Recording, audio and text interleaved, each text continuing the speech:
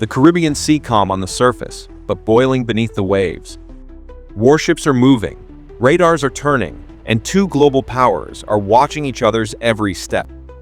Just days after the US Navy strengthened its presence near Venezuela, Russia has made its move deploying advanced Pantsir air defense systems to Caracas. And here's the twist. Reports say they're possibly operated by Wagner contractors. So what's really going on? Is this a defensive move, or is Moscow quietly opening a new front just miles from America's doorstep? This is Strategic Line, and today, we're breaking down how Venezuela became the newest hotspot in the U.S. Russia power struggle. Grab your coffee, sit tight, and let's dive into the shadows of this Caribbean chessboard.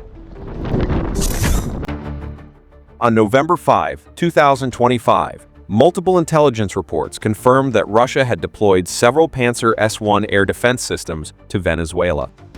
These mobile missile launchers are designed to shoot down drones, aircraft, and even cruise missiles, the same system used by Russia to defend key bases in Syria and Crimea. But here's where it gets interesting. They might be operated by Wagner-linked contractors, not official Russian soldiers. Why? If something goes wrong, say, a confrontation with US forces, Russia can simply shrug and say, "Those weren't ours." Classic Cold War tactics, rebranded for 2025.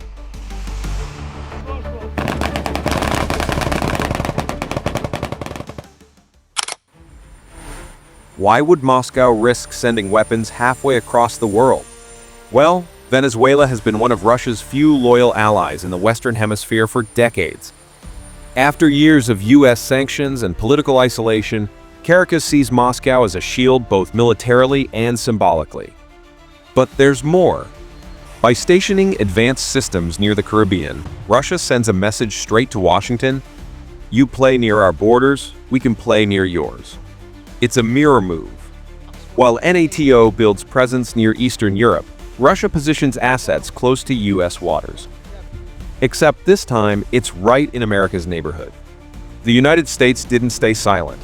Almost immediately, the US Navy expanded its operations across the Caribbean Sea, including destroyers, surveillance aircraft, and rapid deployment units. Officially, Washington calls this part of regional security operation. Unofficially, it's a message of deterrence.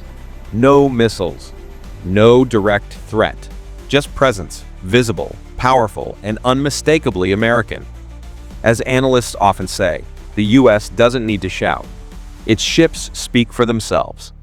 And that's exactly what's happening here. Let's talk about Wagner. Although the private military group was officially dissolved after Prigozhin's death, many of its fighters have been quietly reabsorbed into new Russian structures, still active under different names. So why Wagner? Because they're deniable, disposable, and effective. They've been seen in Africa, the Middle East, and now Latin America, extending Russia's reach without triggering open conflict. But here's the problem: that gray zone warfare can easily spiral out of control. If an American drone or patrol aircraft is targeted by one of those Pantsir systems, who's responsible? Russia? Venezuela? Wagner? That's exactly the kind of confusion Moscow likes to exploit, and exactly the kind of chaos the US is determined to prevent. Let's be honest, the Caribbean isn't neutral territory. For over a century, it's been the strategic backyard of the United States, from the Monroe Doctrine to modern-day maritime security. So when foreign forces start setting up missile systems in that region, Washington acts fast. And it's not just about Venezuela. It's about credibility, deterrence, and maintaining balance. As one Pentagon analyst said, if America loses influence in its own hemisphere, it sends the wrong message everywhere else. The US understands this better than anyone. Its power doesn't just come from weapons, but from strategy, precision, and presence.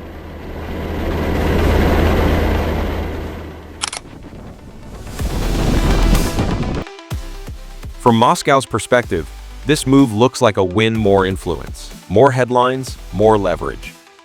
But it's also a gamble.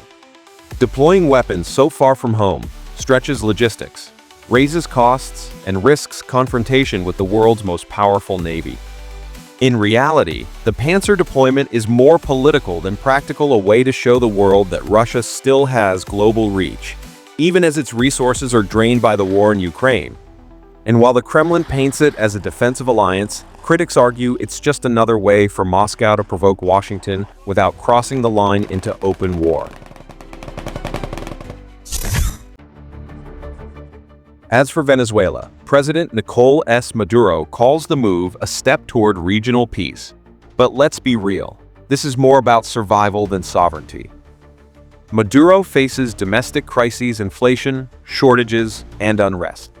By inviting Russian systems, he's trying to look strong, independent, and untouchable.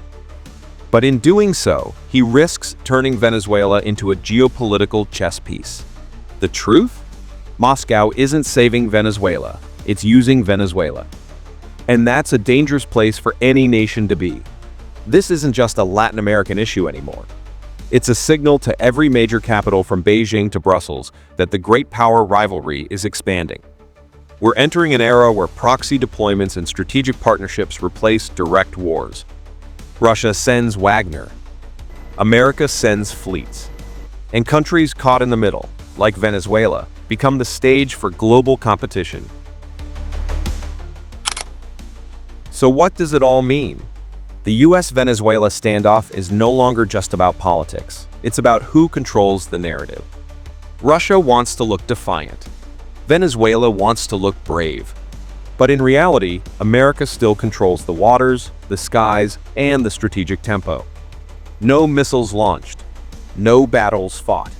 Just positioning, messaging, and global influence, the new face of modern power.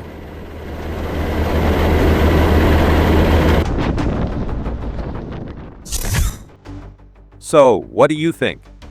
Is Russia really challenging US dominance or just putting on a geopolitical show? And how far will America go to defend its sphere of influence? Drop your thoughts in the comments. I read every one of them. If you found this analysis insightful, don't forget to like, subscribe, and ring the bell, so you won't miss our next deep dive into global strategy and power politics. This is Strategic Line, where every move on the world stage tells a deeper story. Stay sharp, stay curious, and remember, in geopolitics, power isn't about the biggest weapon, it's about who controls the map.